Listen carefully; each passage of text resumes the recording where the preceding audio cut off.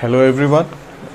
In our series of the discussion of question answer of the previous year question paper, mains question paper of political science, today we are going to discuss this question which was asked in 2021 mains paper 1 for 10 marks.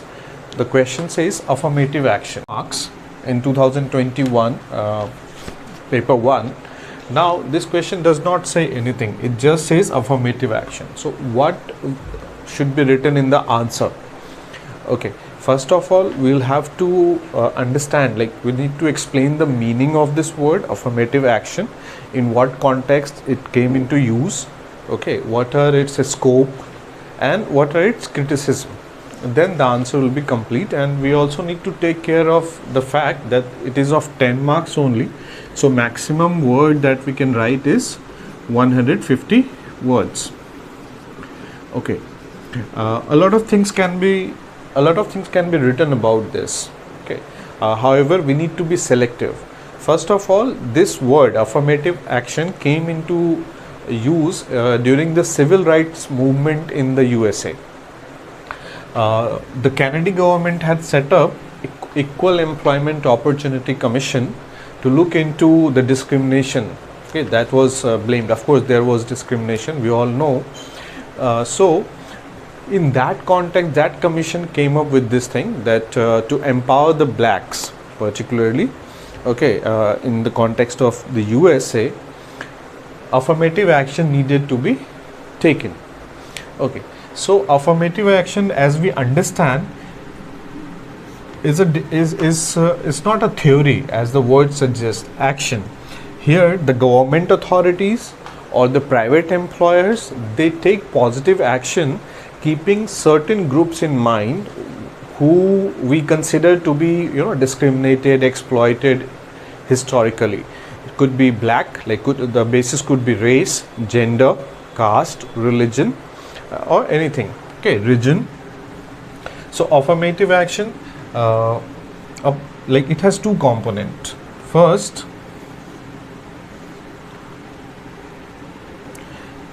to prohibit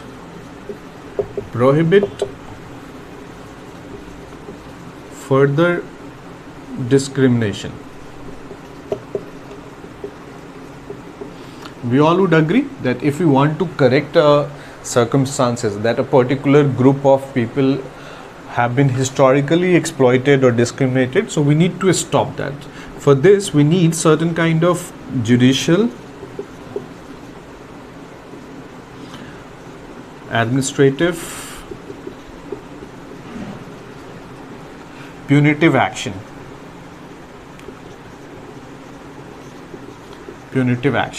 So this is one part, to prohibit further discrimination. And now we need to correct the wrong that has been committed against that particular community or group.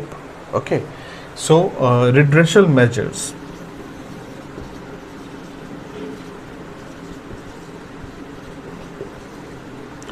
Okay, to empower that group. So affirmative action, we can write that it was, you can see, like as it came into vogue in the USA during the civil rights movement. So 1964, the Civil Rights Act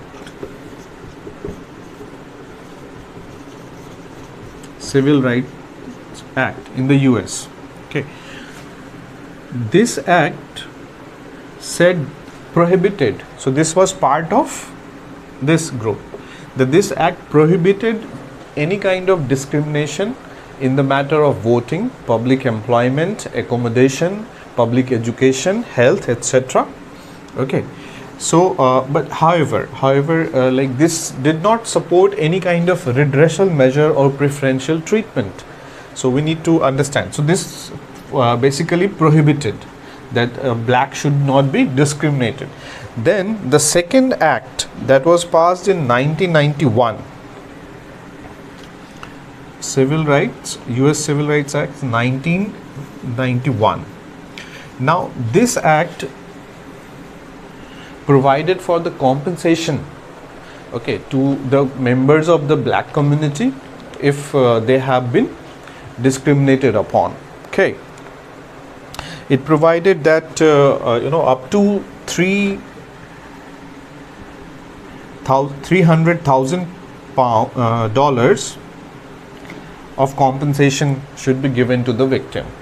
Also, at this time, a very popular term came into vogue, and this was coined to assess the impact of the policies that the government made. It was called disparate impact.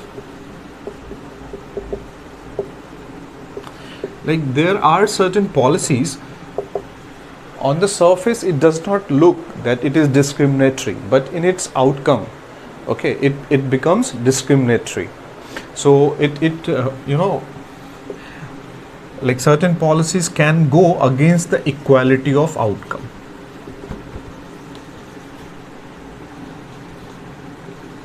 As the purpose of affirmative action is to establish equality of opportunity, equality of outcome, so disparate impact was assessed, and it was found that many policies in the USA were, at the surface, were not looking against the black community, but they were. We can understand this disparate impact of policies in the very recent example, actually related to this exam only, the CSAT. When CSAT was introduced in 2011, okay, and it was a compulsory paper in the preliminary examination. A lot of hue and cry was made in the subsequent 3 years, and after that this paper became only qualifying. So on the surface it looked pretty okay, that maths, English, reasoning, all such things are asked in this paper to check the aptitude. However, it was alleged that the inclusion of CSAT as a compulsory paper led to the discrimination of non-English medium background students, or those students who have a non-urban background or from rural areas. They were at a disadvantaged position. So we can understand what this means. So affirmative action also include this.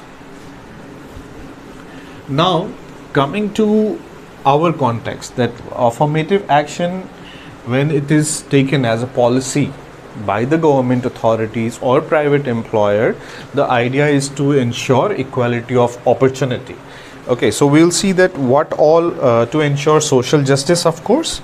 Okay, now in India, we all know that our constitution provides for certain redressal measures against the communities who have been historically marginalized, particularly SC, STs, and later on OBC also. So we can also write about that the affirmative action is taken to ensure social justice. Okay, so those who support affirmative action, they say that it is important to ensure social justice. Okay, our constitution, for example, Article 15, Article 16, Article 17. So it prohibits discrimination. So this is the part of the punitive action that needs to be taken. So Article 15 prohibition, okay, prohibits any kind of discrimination based only on the ground of gender, caste, religion, okay, or region. Then 16 says equality in the matters of public employment. Then 17 was abolition of untouchability. So all such things we can say that it is very part of our fundamental rights, and constitution can be seen as something proactively taken by the constitution makers. Then we can also mention here Article 330, 331, 330, 331, 32 and 33. Okay, so this is related to the reservation of seats for SC and STs, and Article 335 it was for jobs. Okay, that 22.5% job should be reserved for the SC/ST communities. Okay, so all such actions we can take into account that part of affirmative action. Now, another important thing of our important part of our legislation had been social justice can be seen in certain acts that had been enacted over time, like Dowry Prohibition Act in 1961, then 1984. Okay, then Equal Remuneration Act 1976. Okay, then 73rd and 74th Constitutional Amendment Act, which reserve 33% of seats in the PRIs and urban local bodies for women. Okay, so we can all mention about that. Coming to this SC/ST part, because this group is identified in India as historically marginalized, and affirmative action to ensure social justice to them, okay, so that no further discrimination is made, and also this group is empowered, certain acts have been enacted. So we can mention about them also, that first act which was enacted, Untouchability Protection Act 1955, okay, which was renamed in 1976, okay, as Protection of Civil Rights Act.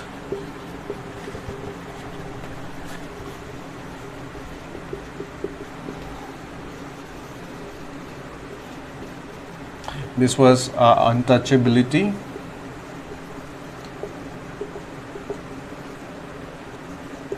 Prohibition Act. Okay, and then we can 1989 Prevention of Atrocities Act against, of course, SCS, which is also popularly known as SC/ST Act. Now, so you can see that it is part of the public policy, okay, to take affirmative action. Okay, now many theorists, okay, who have been supportive of this affirmative action, okay, like those liberals, like particularly we can mention certain name, T.H. Green, then of course J.S. Mill, Lasky, and all positive liberals have supported affirmative action. Okay, however, it does not go without criticism. For example, Marxists criticize affirmative action that this is again a tool of the liberalism to maintain status quo, that through affirmative action they promise incremental change,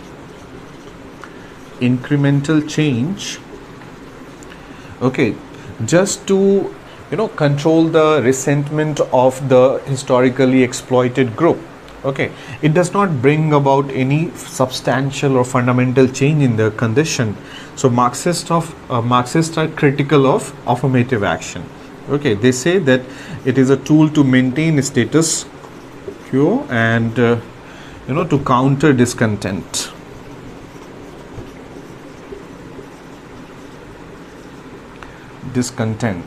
So we can write about this also, that Marxists criticize. Okay, among the liberals also, like those who support liberal democracy, they also criticize affirmative action on certain grounds. We can mention in the answer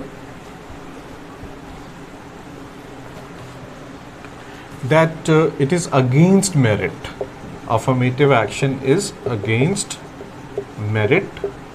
Okay, like for example, reservation policy. Okay, they say that in the name of social justice, those who are actually deserving, they are ignored in the favor of less deserving. They also argue that it leads to social tension. Okay, we all remember, okay, we must have read also that when reservation policy after Mandal Commission report was implemented in the 90s, led to political upheaval, and a lot of riots happened.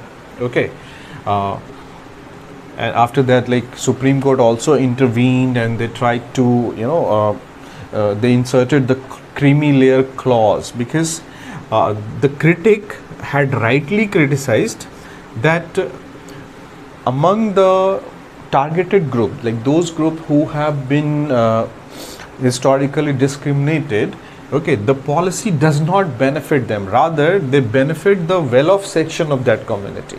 So it does not serve the desired purpose. Okay, so already privileged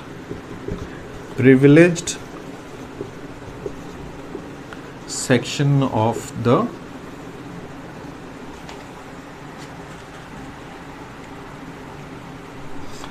targeted community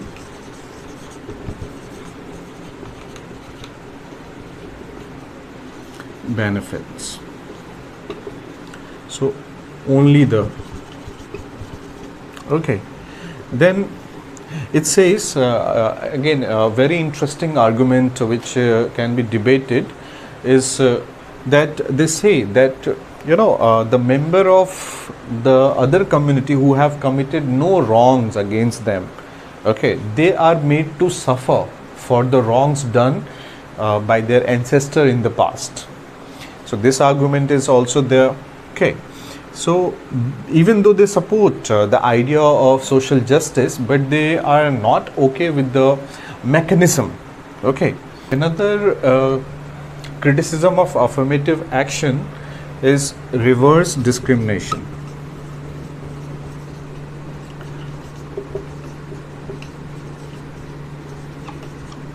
Many political theorists have argued that affirmative action can lead to reverse discrimination. Like in our country also, whenever there is a debate regarding reservation policy, okay, people talk about reverse discrimination, that it leads to the discrimination of the unreserved category. However, we'll have to understand that it is not affirmative action, but what we do in the name of affirmative action that can lead to reverse discrimination. Providing proportionate reservation, not even proportionate reservation, I would say, substantial reservation for the purpose of upliftment of the weaker section is not the case of reverse discrimination. But we have a good example of reverse discrimination in our neighboring country, Sri Lanka. In the early 70s, okay, the Sri Lankan government started making policies in the favor of Sinhala communities. That communities have been systematically discriminated under the British rule. Under the British rule, Tamils and Muslims, they were Christians, they were preferred, and Sinhalese were discriminated. So for their empowerment, they started making policies. However, they went to the extent of discriminating the Tamilians, and we all know what happened there, the rise of LTTE and the subsequent chaos that Sri Lanka went through. And even today, the situation of Tamilians is a concern for the international community. So we'll have to keep in mind that affirmative action is not reverse discrimination. So these are the arguments basically which we can include in our answer, as it is of 10 marks only. So I think this much would be sufficient, and we can complete the answer and hope to get good marks. In the next video, I'll take up another question. Thank you. Keep watching.